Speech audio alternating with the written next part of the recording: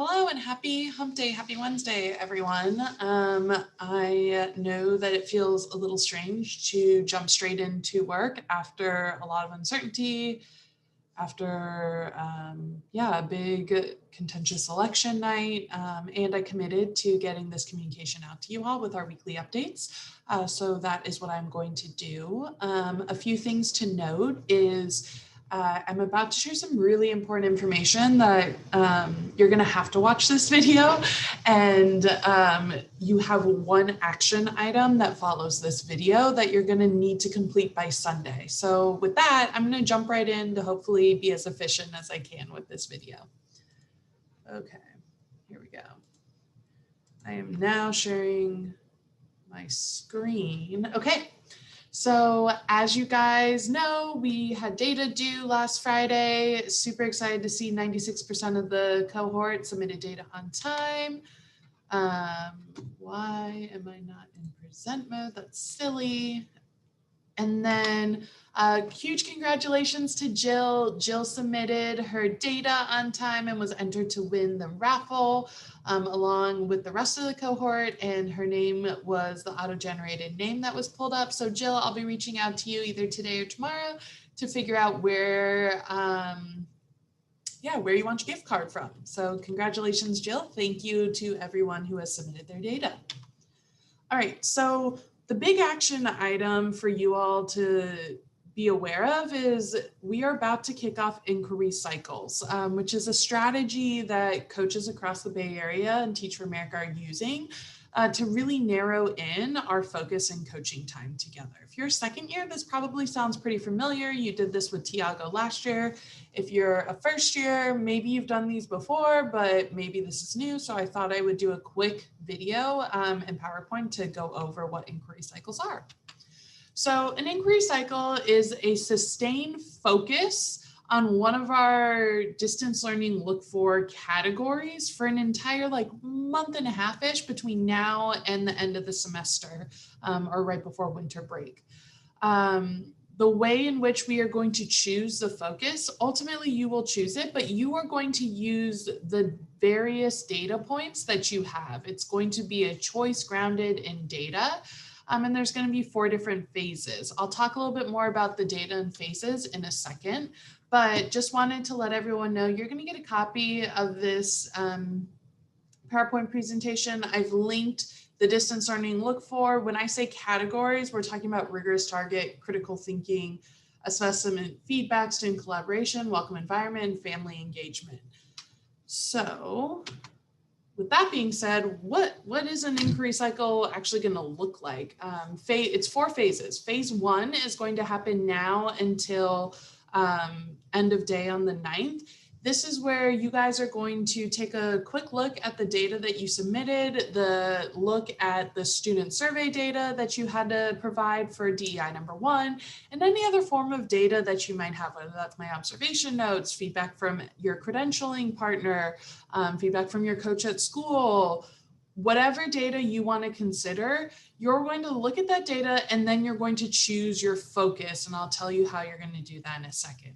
Phase 2, which is going to happen anywhere from November 9th to the 23rd, you and I are going to have a conversation about what your focus is. We're going to set some clear goals for you to achieve by the end of our time together in December. That is going to be grounded in progress towards the data points that led you to your focus area. Phase 3 is where the coaching actually starts to happen. And this is where it's going to start to differ for everyone. Some people might continue on with our normal I observe, and then we have an hour debrief every 2 weeks. Some of us might jump into like a quick plan session before an observation, and then a quick 30-minute debrief of the observation. Some of us might just engage deeply in planning for 2 or 3 weeks straight. It's really going to depend on what your focus is, where your classroom is at, and what strategies we think are going to work. And then phase 4 is going to happen towards the end of the semester, like I said, right before the winter break. That's where we'll have one closeout conversation and actually look at what progress have you actually made? How has your classroom changed as a result of really intentional focus around the category on the distance learning look for that we dug into? So how does this differ from what we've already been doing? Quite honestly, I want you guys to check this out. I don't think it's going to differ that much. Many of us are probably not going to see a huge change, except for the fact that we're going to have one focus to dig into that is consistent regardless of what I observe. We're really going to hone in on that one category. We're also going to have SMART goals at every single check-in to figure out what progress and impact you have had. And then, like I said, the structure could be the same as what we were already doing. It might change. But I don't think that you are going to feel a huge impact of like, gosh, this feels drastically different. And if that's not the case, you guys can give me feedback afterwards and say, yeah, that was totally different than what we started doing. But here are your next steps. The only action item that you need to take is complete this quick, I think it's 4-question survey, many of which, as you can see, are multiple choice questions. I'll link this in the email that I follow up with. It's also linked here on the PowerPoint slide. And this will be where you actually choose which category you want to focus in on. Now, a few things to consider.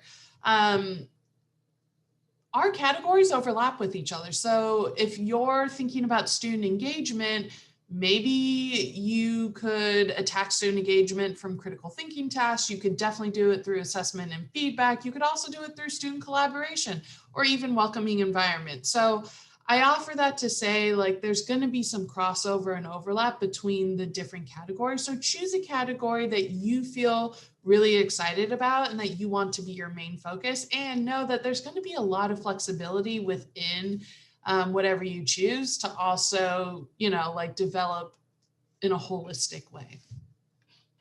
Just as a note, we're not canceling any observations or coaching conversations that are already happening. So phase 2, where you and I meet for the first time to talk about which focus area you chose, consider what our SMART goal is going to be by December that you reach, and then strategize for next steps.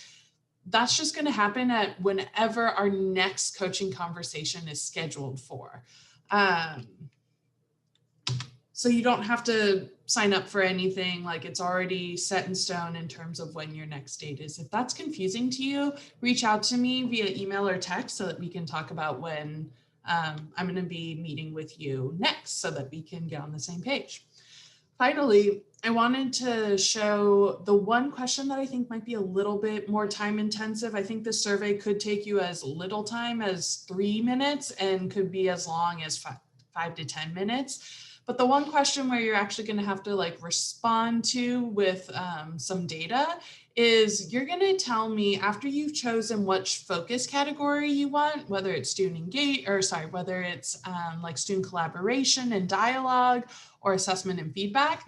The next question then asks you to list 2 to 3 data points that led you to believe that was a good focus area for you to focus on. So you're going to need to give me 2 different types of data points. The first are academic data points. Here are just 2 examples of different types of data points that you might provide. So if you're trying to focus on assessment and feedback, you might say, cool, 75% of my students receive below a 50% mastery on Unit 1, which then makes sense. Like, I'm trying to increase mastery, so assessment and feedback was where I want to focus. Another example could be that, your school's big goal is that students move up 3 steps. And so far, only 25% have moved up 1 step, which means you're off target. So again, makes sense that we then narrow in on assessment and feedback. The other type of data point that you're going to need to provide is 1 student survey data point. So whether that's the student survey that you submitted for DEI1, or some of you I know have submitted a second student survey, pull a data point from the student surveys that tell you the focus you chose is a good focus given what the data says. So one example could be 10 out of 15 students said that they don't turn assignments in because they're super confused. That would be a good support for like why you're choosing assessment and feedback. Another example of what student survey data point could look like is 20% of your class said that the class is too hard. And so you want to dig into like, are your assessment and feedbacks fair? And what are you doing to ensure students are feeling like the class is fair moving up to that and that they're able to access that material? So again, I don't think this survey is going to take you very long. It's due by end of day Monday.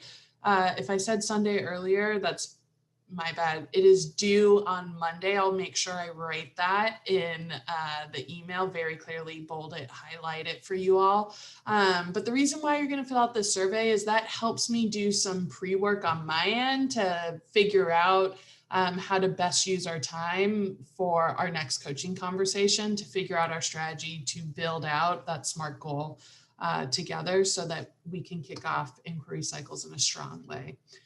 If you have any questions or you don't think you're going to be able to make that deadline, go ahead and reach out to me via email, via text message, and we can totally talk about it. I'm very flexible. Many of you all know that, like I understand life happens. I understand this is a very stressful time, both personally and professionally. October, November, December are just like condensed, jam-packed months. So let's talk if anything is unclear or if this timeline doesn't seem reasonable for you. So with that, I'm going to hop off.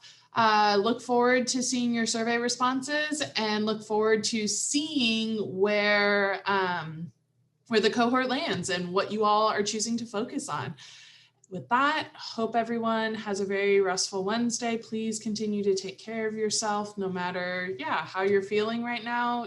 That self-care and just like reflecting on how you're actually doing right now really does matter a lot, both for you and for your students, because if you're not your best, your students can't be their best. So I offer that to say, I hope that you all have a really great Wednesday, and I will talk to you guys soon. Thanks. Bye.